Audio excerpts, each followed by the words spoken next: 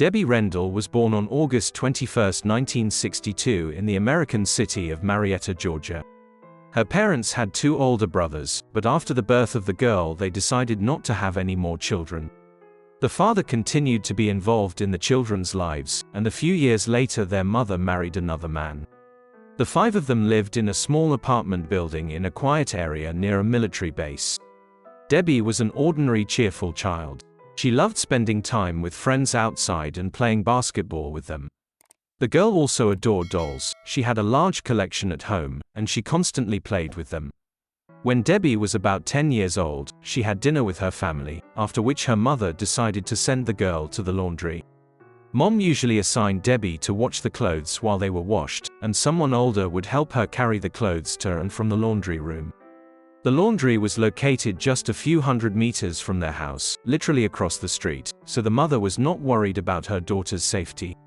In those years, other parents also assigned their children to do laundry, and Debbie even found friends there with whom they whiled away the time. That day, Mom wanted to send her older brother with Debbie, but he wasn't feeling well and wanted to watch his favorite television show.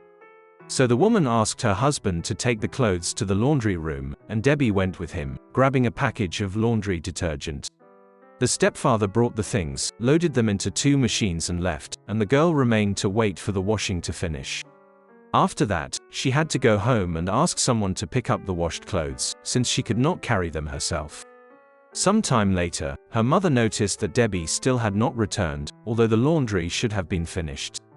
It was already getting dark outside, so the woman and her husband decided to go to the laundry, but the girl was not there. The employee said Debbie had left the building a long time ago and had not returned since.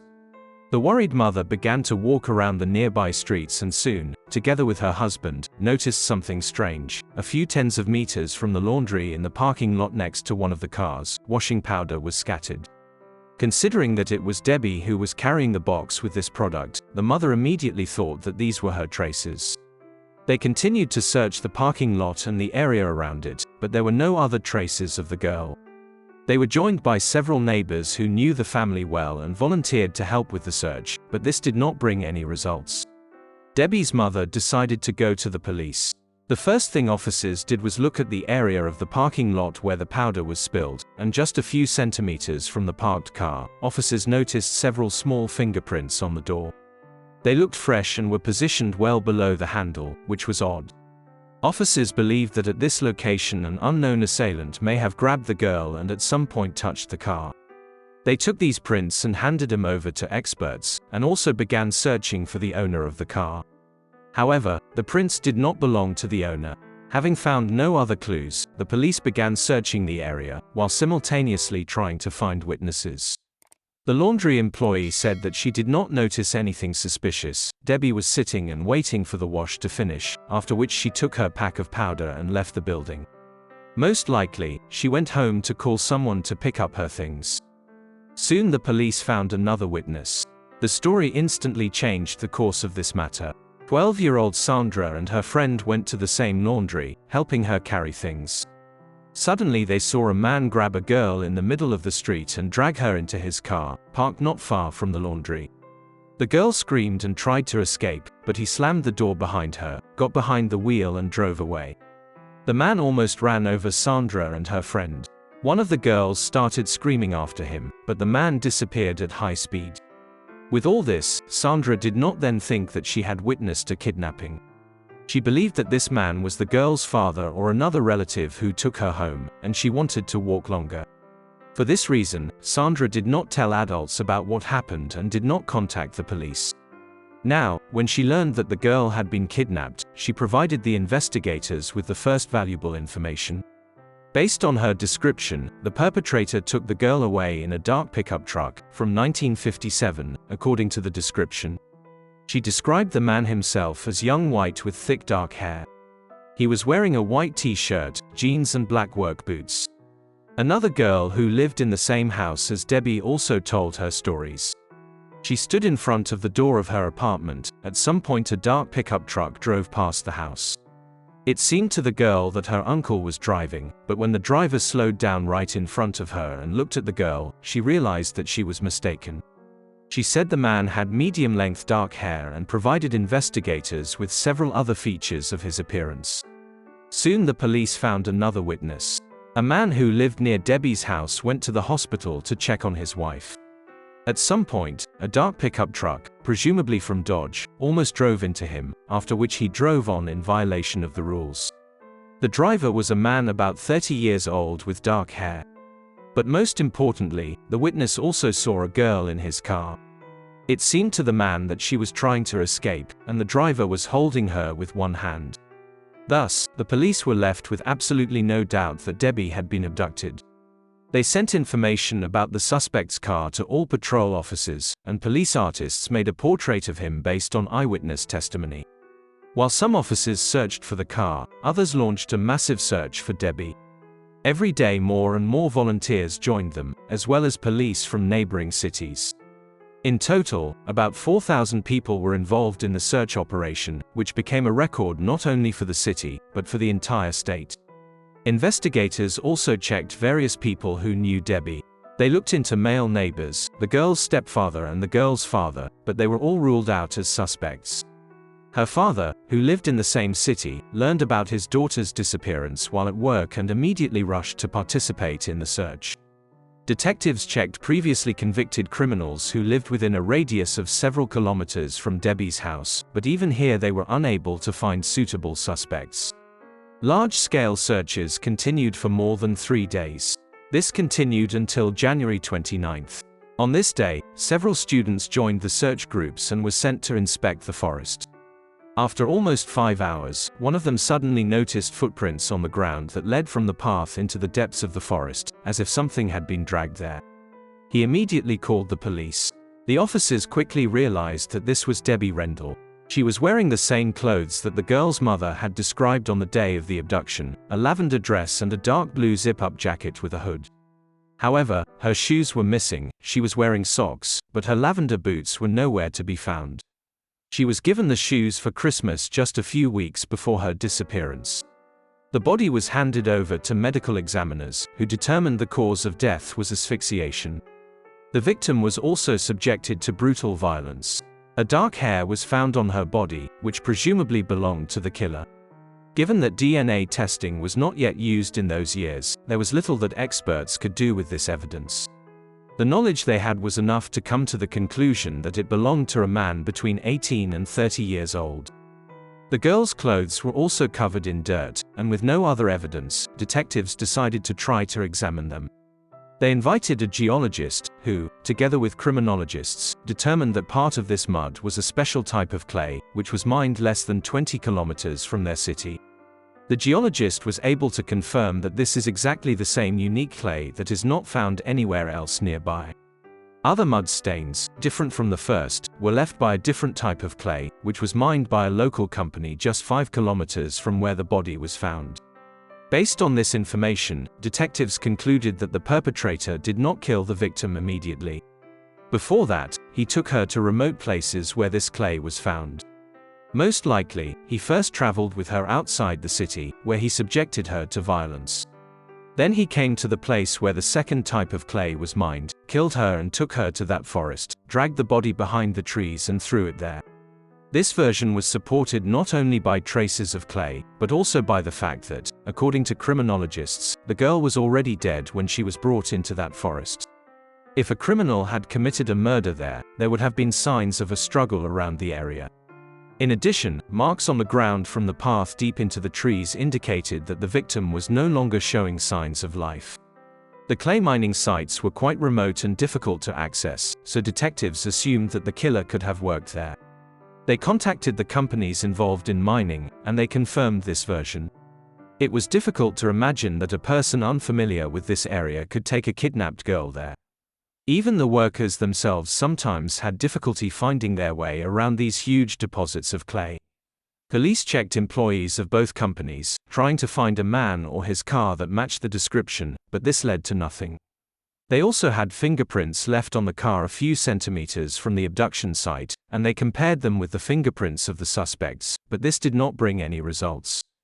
The news of Debbie's brutal murder shocked the entire city, and thousands of people came to say goodbye to the girl at her funeral. The local police department made every effort to find the culprit and bring him to justice, but time after time they reached a dead end. As a result, this case froze for many years.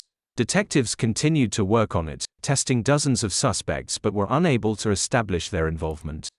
For the lead detective on the case, Morris Nix, killing Debbie remained a priority throughout his career. This crime happened when he was just 19, and he was involved in the search and investigation from day one. Over the years, Nix tested various suspects, followed up on leads, and eventually came up with a list of 4 men he considered the most likely suspects. Once the FBI had a DNA database, experts were able to extract the genetic profile of the criminal from a hair found on Debbie's body and upload it into the database, but no matches were found.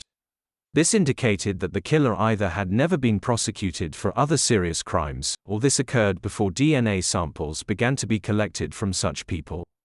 However, at that time the experts were not yet sure that they had a full-fledged profile. A partial sample could not give them a guaranteed result. In 2015, 43 years after the murder, the case was reopened. Detectives decided to examine the victim's clothing using modern technology. All this time it was kept in an evidence warehouse, and experts found biological material from an unknown man on it. However, over the years it has greatly degraded, so the profile was partial. In 2018, Debbie's mother, who for all these decades had hoped to find out the identity of her daughter's killer and bring him to justice, gave a long interview. In it, she said that after the murder, Debbie could no longer live in that apartment where everything reminded her of this loss. She moved to another city, and year after year the lack of progress in this matter ate her up from the inside. The woman said her only wish now is to see the case solved before she dies.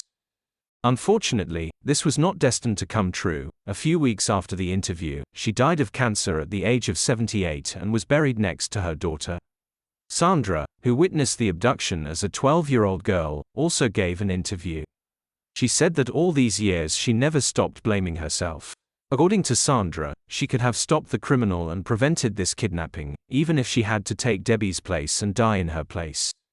In 2019, the local police department received additional funding, allowing them to request a more detailed investigation of Debbie's clothing.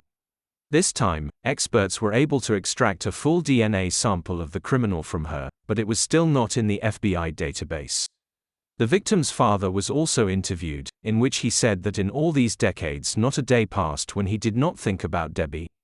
The man still kept the box with her old photographs and hoped for only one thing: to be reunited with his daughter in heaven. In 2022, shortly after the interview, he died. That year, detectives continued to make every effort to find the culprit, concentrating on their only lead, DNA. They turned to a Florida company that was working with an innovative method for studying DNA and genetic genealogy. The detectives gave them all the available biological samples of the criminal, obtained over many years, and began to wait. Experts formed a profile of the unknown man and began searching for his relatives through publicly available genetic databases. They needed to find those people who uploaded the DNA there. The genetic material of relatives is similar, thanks to which modern tools can reveal even distant relationships. Through painstaking work, experts studied thousands of potential relatives of the killer until they came close to one family living in Marietta in 2023. They asked him to provide DNA samples, and they agreed. The results of the analysis showed that the killer was their close relative, and experts studied their family more carefully. They soon identified the most likely person who could have the killer's DNA sample. It was a man named William Rose. However, there was one problem: Rose took his own life in 1974, just 2 years after Debbie's murder. However, the detectives were determined to bring this case to the end, no matter what. They obtained a court order to exhume his grave, and experts took a direct DNA sample from his remains. 51 years after Debbie's murder, police finally got a complete match: William Rose was the killer. He was only 24 years old at the time of the crime and was never on the list of suspects. It turned out that the man's relatives lived in the same house as Debbie's family. Rouse regularly visited them, so investigators assumed that he could have seen the girl more than once. He may have been on his way to visit these relatives that evening when he saw Debbie come out of the laundry room and walk toward the house. Based on the testimony of her neighbor and other witnesses, Routh pulled into a parking lot that was located between the victim's home and the laundromat, left the engine running, got out and grabbed Debbie, and then drove north. Perhaps he immediately went to the clay quarry, which was located in that direction. The man did not have any other serious crimes. Either he did not commit anything serious except the murder of Debbie, or he was not caught by the police. At the time of the discovery of the case, the only living close relative of the girl was her older brother Melvin. He attended a press conference announcing the discovery of the culprit and thanked all those who had worked on his sister's case for more than half a century. Finally, he said that he wished his mother had lived to see this moment, but added that she was now in heaven with Debbie. Share your thoughts on this story in the comments and don't forget to like this video if you liked it. Thank you for watching.